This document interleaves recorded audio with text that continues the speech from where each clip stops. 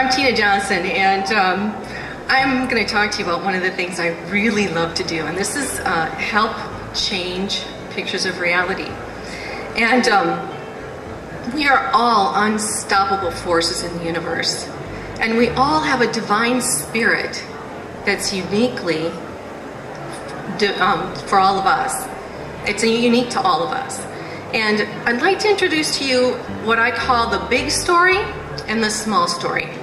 And if you look at this picture, and if you can't see the picture, for those of you listening to this on camera, I'd like you to visualize in your mind's eye the foreground of this picture. And the foreground of the picture is the grass, it's the trees, it's the mountains, and think of the flowers. Well, that's our small story. That's who we are on a day-to-day basis. That's not to be confused with our small story and our higher self, which I'm going to talk about in a little while as well. But the foreground of the picture is also about like our physical body. It's the car we drive. It's what we do. It's who we are. It's all that energy that we have wrapped around our day-to-day basis.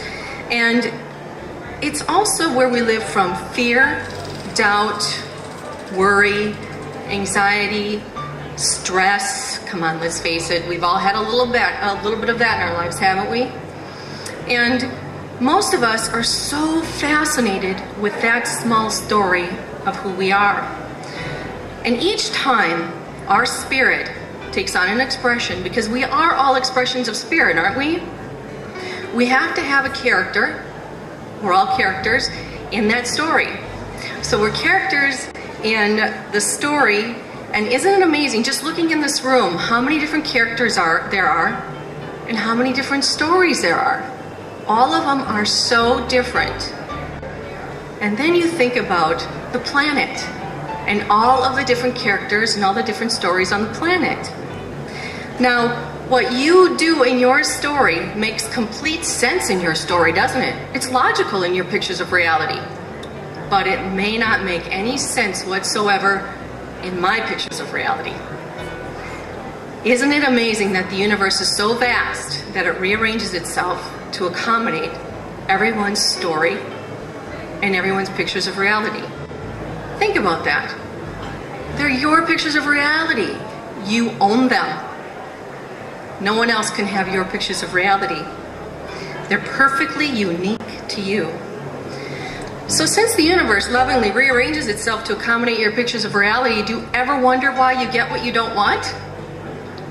Or do you ever wonder why you don't get what you want? Okay, it's because the universe gives you what we call your implied pictures of reality. Excuse me. And that's the real secret. Your implied pictures of reality is everything you are fascinated with, whether you are conscious of it or not. It's the accumulation of your thoughts, your feelings, your past experiences, and all of your behaviors, by the way. So let me give you an example. In the past, I mastered what I call rescue patterning. Anybody else ever been the rescuer in the family? A few hands, right? Some of you can relate to this, obviously. You're the one that is taking care of everybody else first. You're the responsible one. And you always make sure things are getting done, right? Before you do what you need to do for yourself. So, what does this imply to the universe? If you're doing everything else that everyone else expects of you, the universe is going to rearrange itself to accommodate that picture of reality, isn't it? And when you're doing this, when you're rescuing everybody else, what you're saying to the universe is, I don't matter. What you're also saying is, when you're rescuing everyone else, you're implying to the universe that they are not capable of doing what they need to do for themselves. And guess what the universe will lovingly do? Rearrange itself to accommodate over and over those pictures of reality. Now, most people that are rescuers, they end up living what I call envision takeover. Vision takeover is where we live everyone else's vision of who we are. And I was living in that place for a very long time in my life, until I was 31, and I had a near-death experience. And that's when the levee broke. And I had to make some choices. And at the time, I couldn't understand why my life was in shambles. I couldn't understand why my health was failing. And it was more than challenging. It was hard to get up and look in the mirror every day and say, who are you?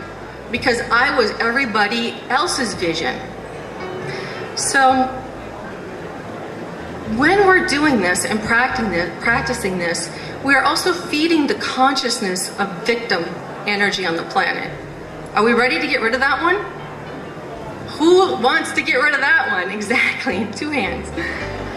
It's also very dishonoring. It's dishonoring to ourselves, and it's dishonoring to those that we're rescuing, isn't it? So after being hit in the head with my spiritual 2x4, as I call it, those drastic changes needed to happen pretty quickly.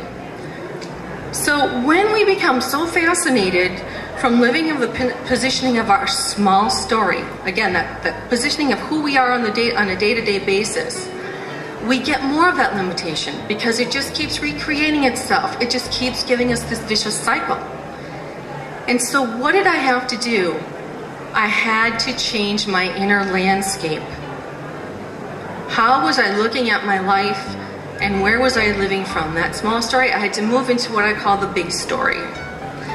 So now what I want you to do is just either in your mind's eye imagine or take a look at this picture and look at the background of the picture. Notice a big, vast, beautiful sky. And living from the big story is who we are when we're asleep. And when we go to sleep, we don't die at night, do we? No. But when we wake up in the morning, we tend to veil ourselves and we forget who we are in that big story. And when I look in this room, I don't just see bodies and people and moms and dads and family members. I see the divineness of who you are. It's that big, vast picture. I see the essence of harmony. I see the essence of inspiration. I see the essence of honoring. And when we can live from that vast part of who we are, that small story will emerge more gracefully and with ease. So this is where I come in. I help people to understand who they are in their big story, how to get in touch with your divinity. How can you find out who you are in that big story so you can live that part of yourself on your day-to-day basis? And I did bring more information if anybody's interested. And I do teach classes on this, and we're also teaching a class next Saturday on the 29th if anyone is interested. Thank you very much.